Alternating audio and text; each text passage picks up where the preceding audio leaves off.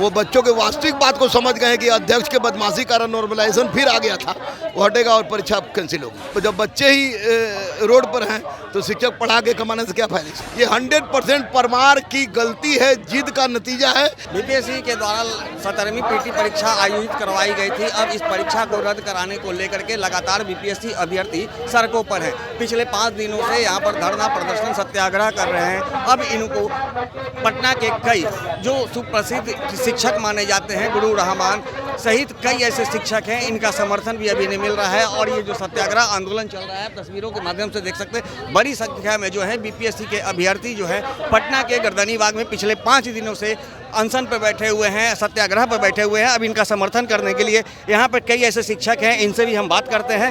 Sir, आप लोग लगातार यहाँ पे आंदोलन कर रहे हैं, अभ्यर्थियों का समर्थन कर रहे हैं, लेकिन सरकार अब तक 5 दिन बीत जाने के बाद भी कोई पहल नहीं कर रही है। क्या लग रहा है? सरकार के पास अभी तक वास्तविक मुद्दा नहीं पहुंचा था। हमारे रामांशु को बहुत बहुत धन्यवाद देंगे कि इसने राजनीतिकरण होने से रोका, इसका राजनीतिकरण हो रहा था। आज पहुंच गया है माननीय मुख्यमंत्री पास और डिप्टी सीएम सम्राट भैया के पास सारी बातें। तो निश्चित रूप से अब माननीय मुख्यमंत्री और डिप्टी सीएम जो है हमारे सम्राट भैया, वो बच्चों के वास्तविक बात को समझ गए कि अध्यक्ष के बदमाशी कारण नॉर्मलाइजेशन फिर आ गया था, वो हटेगा और परीक्षा कैंसिल होगी। आपने इस मंच से बड़ा आह्वान भी किया है कि जब तक आंदोलनकारियों की मांग पूरी नहीं होती है, संस्थान को बंद रखें। हाँ, बिल्कुल अच्छी बात है कि ये टीचरों का वजूद है बच्चों से। तो जब बच्चे ही रोड पर हैं तो शिक्षक पढ़ा के कमाने से क्या फायदा। सिर्फ बंद करे शिक्षक को। क्या लगता है सर, बापू परिसर को रद्द कर दिया गया परीक्षा को, उसके बावजूद क्या बिहार में और किसी सेंटर पे धांधली नहीं हुई थी? ये आई डोंट नो एनीथिंग कि धांधली हुई थी कि नहीं थी, लेकिन 911 मजिस्ट्रेट ने लिख के दिया कि धांधली नहीं हुई थी। हमको धांधली की मतलब नहीं है, मतलब है कि बापू परीक्षा में धांधली हुआ।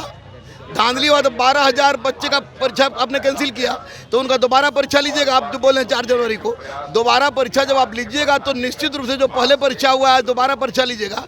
दोनों का क्वेश्चन का स्टैंडर्ड क्या रहेगा, दोनों में किस तरह से आप मार्किंग कीजिएगा, या तो नॉर्मलाइजेशन या तो परसेंटाइल। ये 100% परमार की गलती है, जिद का नतीजा है, जो कि माननीय मुख्यमंत्री के सपना पर उन्होंने धूमिल किया है। मैं तो कहता हूँ कि परमार साहब और सत्यप्रकाश शर्मा, इन दोनों की भी जांच होनी चाहिए, लेकिन एकमात्र उपाय है कि इसको री एग्जाम हो और सब एक परीक्षा एक एग्जाम हो, उससे बड़ा कुछ नहीं। ये आंदोलन कब समाप्त होगी सर? आज हो सकता है माननीय मुख्यमंत्री मान लें बात पूरी, लेकिन जब तक नहीं मानेंगे आप लोग? जाहिर सी बात है, बच्चे के साथ नाइंसाफी हुआ। इतने नॉन सीरियस स्टूडेंट है, तो आपको कितना यूपीएससी का इंटरव्यू दिया, बीपीएससी का इंटरव्यू दिया कि मत कहिए।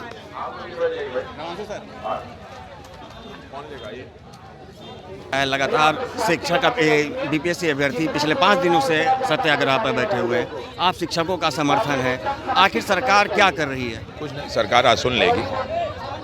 हम लोग पहले दिन से आश्वस्त थे, थोड़ा टाइम लगता है, लेकिन सरकार सुन लेगी, हम लोग की बात पूरी हो जाएगी। देख रहे हैं कि आपके यहाँ कई अभ्यर्थी जो हैं अनशन पे, उनकी तबीयत भी बिगड़ते जा रही है। आखिर कब तक?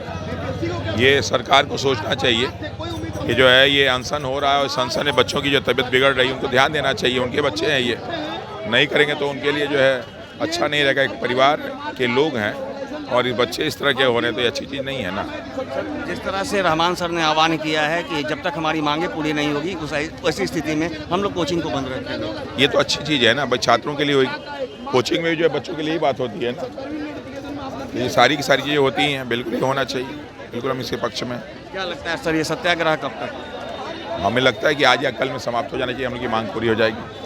मांग पूरी हो जाएगी। तो जैसा कि आपने सुना, जो शिक्षक हैं जो बीपीएससी अभ्यर्थियों के समर्थन में पटना के गर्दनी बाग में पहुंचे हैं, इनमें अभी भी सरकार के प्रति विश्वास है कि मुख्यमंत्री नीतीश कुमार इनकी बातों को जरूर मानेंगे। क्योंकि जिस तरह से अनशनकारी छात्र जो अभ्यर्थी जो बैठे हुए हैं, उनकी हालत दिन प्रतिदिन खराब होते जा रही है। कुछ अभ्यर्थी जो हैं जो अनशन पर हैं, आप तस्वीरों के माध्यम से देख सकते हैं, इनकी तबीयत लगातार खराब होते जा रही है। लेकिन सरकार अब तक इनकी इस आंदोलन को कभी संज्ञान में नहीं लिया है और जिस तरह से आंदोलनकारी छात्र हैं, अभ्यर्थी हैं, इनकी मांगे हैं कि परीक्षा को रद्द कर री एग्जाम लिया जाए, लेकिन अब तक सरकार के द्वारा कोई भी संज्ञान नहीं लिया गया। सरकार के प्रतिनिधियों के द्वारा इनसे कोई वार्ता नहीं की गई है, जिसके कारण जो अभ्यर्थी यहाँ पे अनशन पे बैठे हुए हैं उनकी हालत बिगड़ती जा रही है। लेकिन जो शिक्षक हैं जो इनके समर्थन में यहाँ पहुँचे हैं, उन्हें अब भी सरकार से विश्वास है और उनका कहना है कि निश्चित रूप से आज या कल यानी 1 से 2 दिनों में सरकार जो है